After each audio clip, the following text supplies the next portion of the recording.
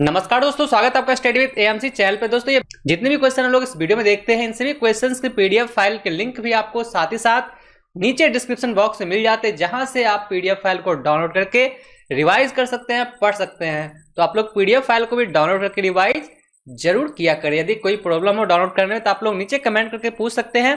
एक special video बना दिए जाएंगे आप लोगों के लिए कि किस तरह से पीडीएफ फाइल को डाउनलोड करना है, ठीक है। और यदि आप पहली बार इस चैनल से जुड़े हैं तो चैनल को सब्सक्राइब करके नोटिफिकेशन बेल आइकन को ऑन जरूर कर लें, ताकि सभी नए वीडियो की सूचना आपको मिलते रहे और लेटेस्ट एग्जाम से रिलेटेड जो भी नोटिफिकेशन आएंगे वो भी आपको यहाँ पे मिलते रहेंगे। तो चलिए करते हैं आज के इस वीडियो को स्टार्ट बिना देरी किए हुए। बस आप लोगों को एक काम करना है कि वीडियो कर दें आप लोग जल्दी से लाइक, और पहला क्वेश्चन आपके स्क्रीन पे सभी लोग साथ ही साथ कमेंट बॉक्स में आंसर करते चलें, तभी मालूम चल पाएंगे कि आप लोग कितने क्वेश्चन का आंसर सही कर रहे हैं। तो क्वेश्चन बहुत ही सिंपल है। पहला कि भूकंप की तीव्रता मापने के लिए कौन से यंत्र का प्रयोग होता है। तो भूकंप की तीव्रता मापने के लिए इन ऑप्शंस में से किसका इस्तेमाल किया जाता है। देखते आप लोग समझ गए होंगे इसमें सही आंसर कौन से दिए हुए हैं, सिस्मोग्राफ, ठीक है। सिस्मोग्राफ, भूकंप की तीव्रता मापने के लिए सिस्मोग्राफ का उपयोग किया जाता है। अब ये बैरोग्राफ क्या है, ऑप्शन ए जो देख रहे हैं, तो बैरोग्राफ वायुमंडलीय दाब में होने वाले परिवर्तन के मापन में इसका इस्तेमाल होता है। और हाइड्रोग्राफ जो देख रहे हैं ऑप्शन बी, तो हाइड्रोग्राफ द्रवों के आपेक्षिक घनत्व के मापन में इसका इस्तेमाल किया जाता है। अगले क्वेश्चन को देखते हैं, ध्वनि की तीव्रता मापने के लिए कौन सा यंत्र प्रयुक्त होता है। ध्वनि की तीव्रता बहुत अच्छे प्रश्न है और एग्जाम में बहुत बार पूछे गए हैं। तो ध्वनि की तीव्रता मापी जाती है किसमें, ध्वनि की तीव्रता मापी जाती है ऑडियोमीटर में, ठीक है। ऑप्शन सी ऑडियोमीटर इसमें बिल्कुल सही आंसर दिए हुए हैं। अब अमीटर से क्या मापा जाता है, तो अमीटर से विद्युत धारा को मापा जाता है। विद्युत धारा को मापने में इसका इस्तेमाल किया जाता है। और सोनोमीटर क्या है, तो साउंड की फ्रीक्वेंसी को मापने के लिए सोनोमीटर का इस्तेमाल किया जाता है। अगले क्वेश्चन को देखते हैं। फिर अगला क्वेश्चन है कि कैलोरी यूनिट है, तो कैलोरी किसकी यूनिट है। तो कैलोरी यूनिट है किसकी, उष्मा का मात्रक, ठीक है। उष्मा की मात्रा का यह यूनिट है। ऑप्शन डी उष्मा की मात्रा का, ठीक है। बिल्कुल सही आंसर इसमें कौन से दिए हुए हैं, उष्मा की मात्रा का। अगले क्वेश्चन को देखते हैं और साथ ही साथ इसके बारे में जान लेते हैं। पावर शक्ति का वाट होता है, ठीक है। और ध्वनि को मात्रक इसे एच में सूचित करते हैं हम लोग, इसे एच में, हर्ट्ज में, ठीक है। ध्वनि को किसमें सूचित करते हैं, हर्ट्ज में। और बात करें ये दबाव, तो ये किसका है, दबाव पास्कल का, ठीक है। तो ये सब याद आप लोग जरूर से जरूर रखें। अगला फिर क्वेश्चन है कि खानों में अधिकतम धमाके परस्पर मिलने के कारण होते हैं, यानी खान, कोई भी चीज के खान होते हैं, खादान, तो उसमें जो धमाके होते हैं वो किस कारण से सामान्यता होते हैं। इसके पीछे मुख्य कारण क्या होता है, तो इसके पीछे का मुख्य कारण होता है हवा के साथ मीथेन। हवा के साथ मीथेन के कारण ज्यादातर इसमें धमाका होता है, ठीक है। ऑक्सीजन के साथ हाइड्रोजन की प्रतिक्रिया के कारण जल का निर्माण होता है, ये भी आप लोग जानते हैं। ऑक्सीजन के साथ हाइड्रोजन, ऑप्शन ए जो देख रहे हैं, ठीक है। और एसिटिलीन के साथ यदि ऑक्सीजन मिले तो क्या होगा, तो एसिटिलीन के साथ ऑक्सीजन के प्रतिक्रिया से CO2 का निर्माण होता है। दोनों ऑप्शन क्लियर हो गए हैं। ऑक्सीजन के साथ यदि हाइड्रोजन मिलेंगे तो क्या होगा, इसके साथ प्रक्रिया करके जल बनाएगा। और एसिटिलीन के साथ ऑक्सीजन मिलने पे क्या होगा, ऑक्सीजन मिलने के साथ इससे क्या होगा, CO2 निर्माण होगा। और बाकी हवा के साथ मीथेन मिलने के कारण आपने क्वेश्चन देख लिया, तो इससे ये होते हैं। अगले क्वेश्चन को फिर देखते हैं। बहुत अच्छा क्वेश्चन फिर आपके स्क्रीन पे है कि निम्नलिखित में से किसका प्रयोग मृदा सुधारक के रूप में किया जाता है। मृदा सुधारक, तो मृदा सुधारक के रूप में इस्तेमाल किया जाता है किसका, जल्दी से आप लोग आंसर कर बताएं। देखते कितने लोग इसमें सही आंसर कर पाते हैं। तो इसमें सही आंसर क्या है, जिप्सम। Gypsum, option A. जितने भी लोग आंसर कर रहे हैं बिल्कुल सही है, ठीक है। चलिए अगले क्वेश्चन को देखते हैं। अब अगला क्वेश्चन फिर आपके स्क्रीन पे है। क्वेश्चन है कि मल्टीमीटर क्या मापता है। तो मल्टीमीटर मापता है धारा को भी, ठीक है। मल्टीमीटर किसको किससे मापता है, धारा को भी, वोल्टेज को भी और प्रतिरोध को भी। तो सही आंसर क्या हो जाएंगे, ऑप्शन डी उपरोक्त सभी। ट्रांसफार्मर की रेटिंग को किस यूनिट में व्यक्त किया जाता है। ट्रांसफार्मर आपने सुना होगा कहते हुए कि हमारे गांव में 100 kV के ट्रांसफार्मर लगे हुए हैं, 80 kV के ट्रांसफार्मर लगे हुए हैं। तो केवी में, ठीक है। किसमें व्यक्त किया जाता है इसे व्यक्त किया जाता है केवीए में, ठीक है, ऑप्शन ए, ठीक है। अगले क्वेश्चन को देखते हैं। अगला भी क्वेश्चन आपके स्क्रीन पे है कि चालकता की यूनिट क्या होती है। बहुत ही अच्छा क्वेश्चन है, चालकता की यूनिट क्या होती है ये बताना है। तो चालकता की यूनिट होती है क्या?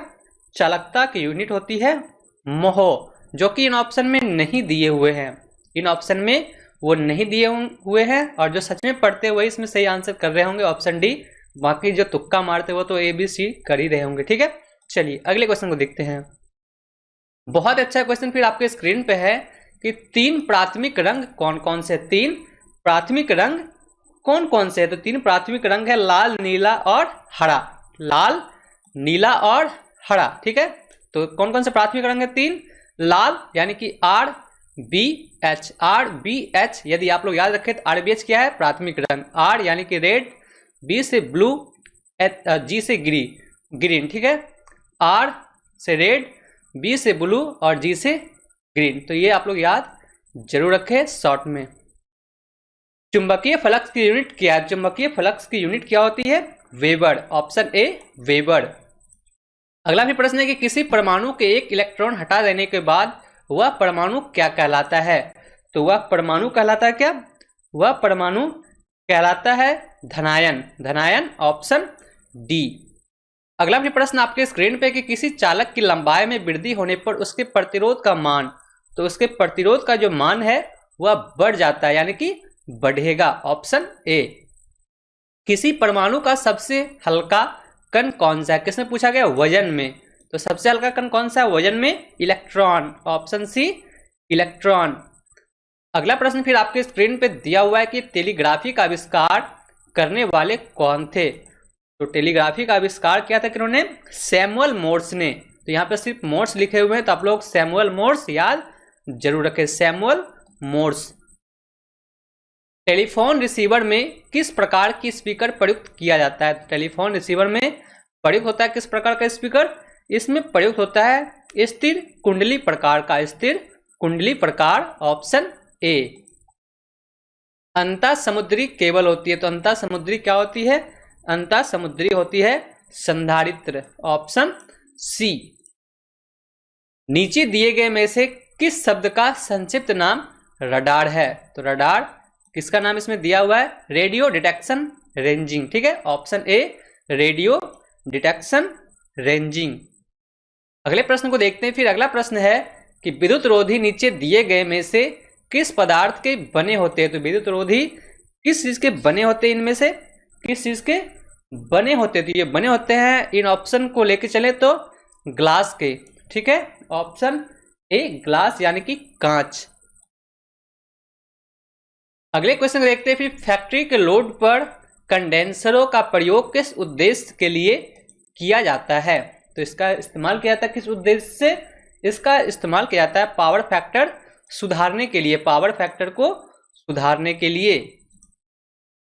अंतर्राष्ट्रीय महिला दिवस किस तिथि को या फिर किस दिन मनाया जाता है? तो अंतर्राष्ट्रीय महिला दिवस के बारे में सब लोग जानते होंगे। इसमें सही आंसर कौन से दिए हुए हैं?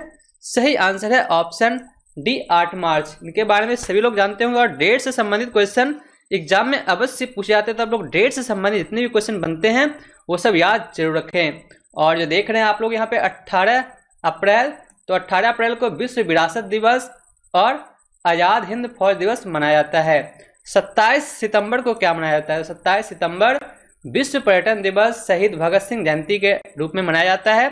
और 8 अक्टूबर की बात करें तो 8 अक्टूबर को भारतीय वायुसेना दिवस और साथ ही साथ विश्व वायुवृद्ध दिवस के रूप में मनाया जाता है 8 अक्टूबर को। उस्ताद जाकिर हुसैन नीचे दिए गए संगीत यंत्रों में से किसके ज्ञाता हैं? तो ये ज्ञाता है किस चीज के, किसके बारे में पूछा गया? उस्ताद जाकिर हुसैन। उस्ताद जाकिर हुसैन संबंधित है तबला से, ऑप्शन सी तबला वादन से।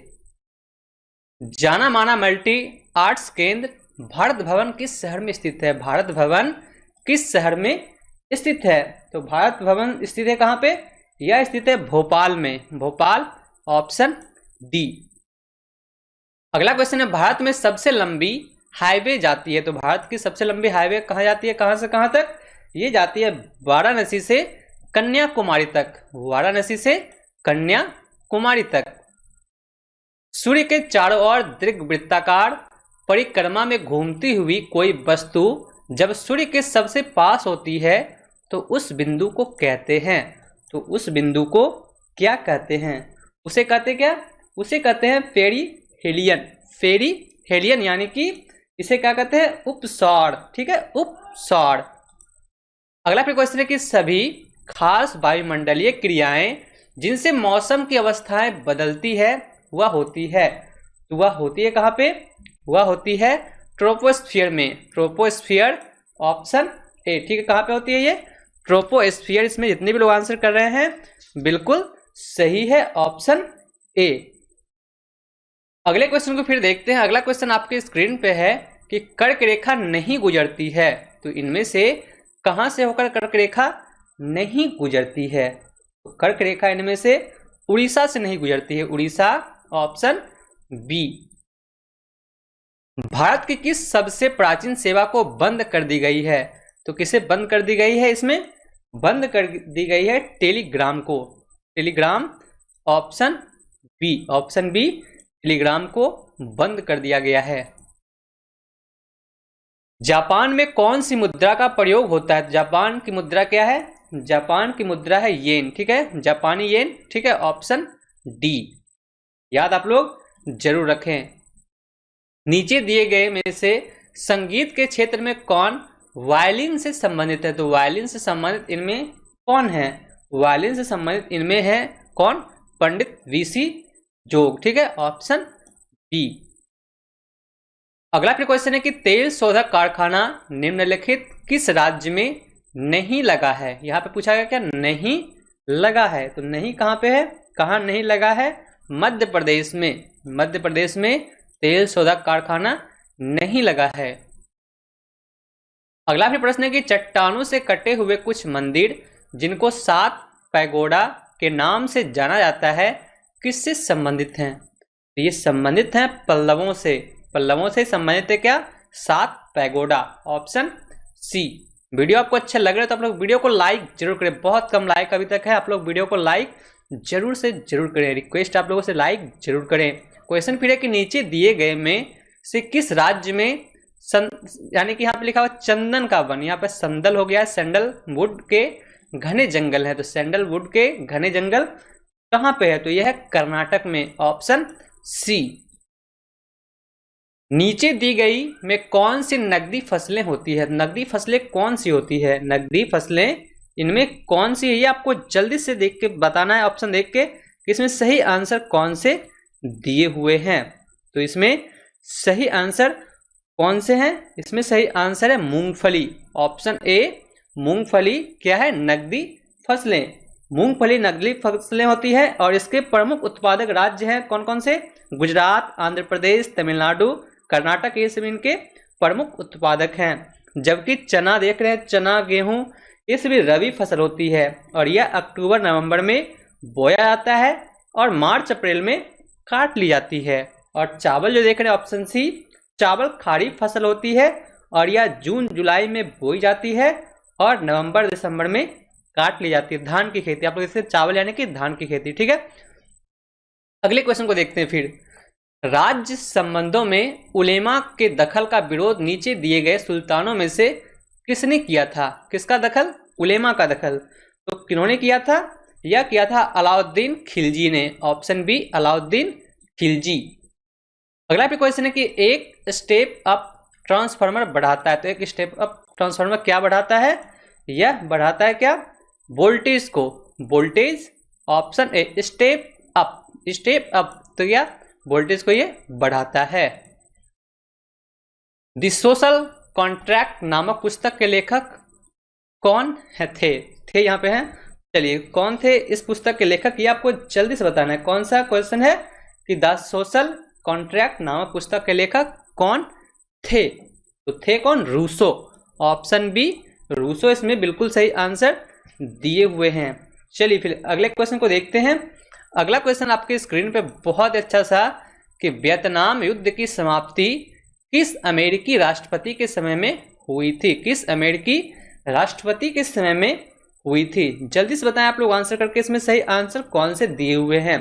तो इसमें सही आंसर कौन सा है? Nixon, option B Nixon. Vietnam युद्ध की समाप्ति निक्सन अमेरिकी राष्ट्रपति के समय में हुई थी। अमेरिका 1954 से ही दक्षिण वियतनामी सरकार को आर्थिक एवं सैनिक सहायता दे रही थी और वियतनाम युद्ध में कैनेडी से निक्सन तक भाग लिया। ठीक है, अगले क्वेश्चन को देखते हैं। अब अगला फिर प्रश्न आपके स्क्रीन पे कि गोत्र शब्द का प्रयोग सर्वप्रथम कहाँ हुआ था? तो गोत्र शब्द का सर्वप्रथम कहाँ पे प्रयोग हुआ था? गोत्र शब्द का प्रयोग हुआ था सर्वप्रथम ऋग्वेद में। ऋग्वेद, ऑप्शन बी ऋग्वेद में गोत्र शब्द का प्रयोग हुआ था। अगले क्वेश्चन को देखते हैं। फिर अगला क्वेश्चन है कि सारनाथ स्तंभ का निर्माण कराया था? तो सारनाथ स्तंभ का किसने करवाया था निर्माण? बहुत अच्छा क्वेश्चन है और जल्दी से बताएं सारनाथ स्तंभ का निर्माण किसने करवाया था? तो इसका निर्माण करवाया था अशोक ने, ऑप्शन बी अशोक।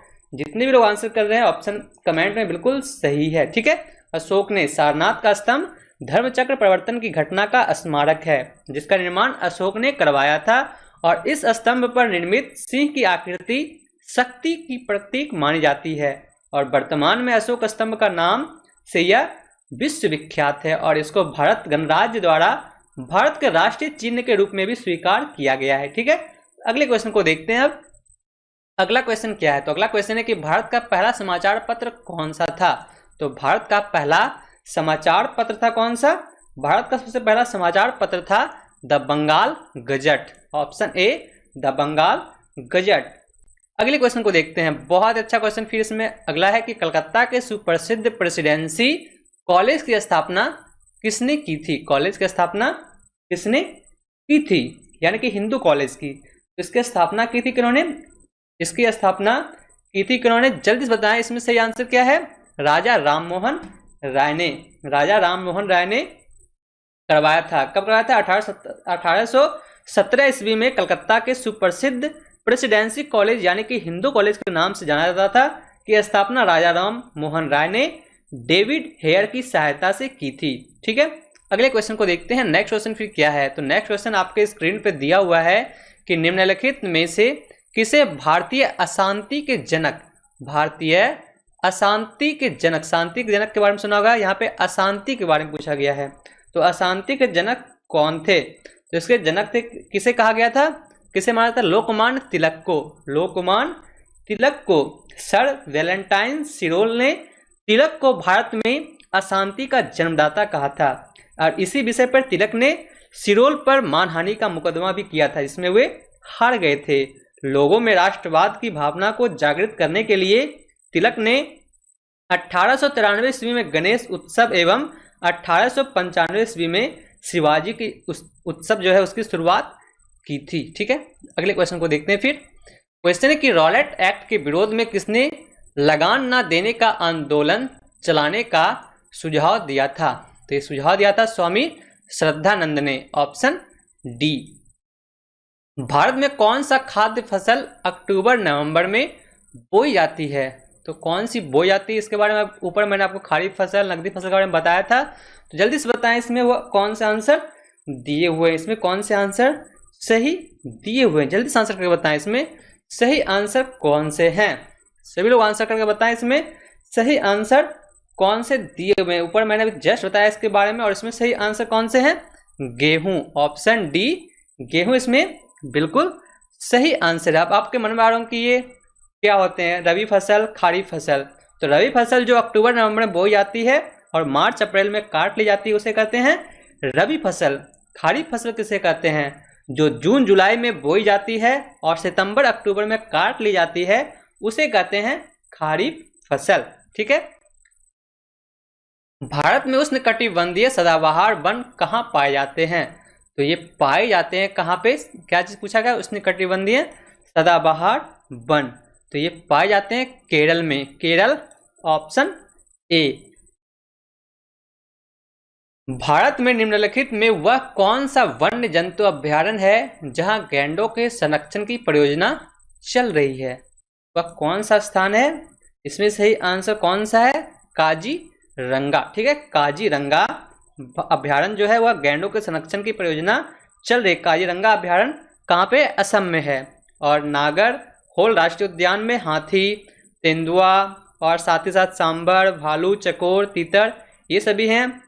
अगले क्वेश्चन को अब नहीं देखें क्योंकि यहाँ पे आज सिर्फ 47 क्वेश्चन ही शामिल किए गए थे। वीडियो आपको कैसा लगा आप लोग नीचे कमेंट करके जरूर बताएं और वीडियो को आप लोग लाइक जरूर किया करिए। जितने लाइक आप लोग करते हैं बहुत अच्छा लगता है देख के, आप लोग वीडियो को लाइक करते हैं, पसंद करते हैं और आप लोग इतने प्यारे प्यारे कमेंट्स आते हैं तो पढ़ के बहुत अच्छा लगता है। आप लोग कमेंट इस तरह से करते रहें, लाइक करते रहें, शेयर करते रहें, सपोर्ट करते रहें और अच्छे से तैयारी करते रहें ताकि आने वाले परीक्षा में 100% आप रिजल्ट बना पाएँ। ठीक है, तो मिलते हैं फिर आपसे एक और नए वीडियो के साथ। यदि आप पहली बार इस चैनल से जुड़े हैं चैनल को सब्सक्राइब जरूर कर लें, साथ ही साथ बेल आइकन को ऑन जरूर कर लें। बाकी मैं मिलता हूं आपसे एक और नए वीडियो के साथ, तब तक के लिए धन्यवाद। आपका दिन शुभ हो।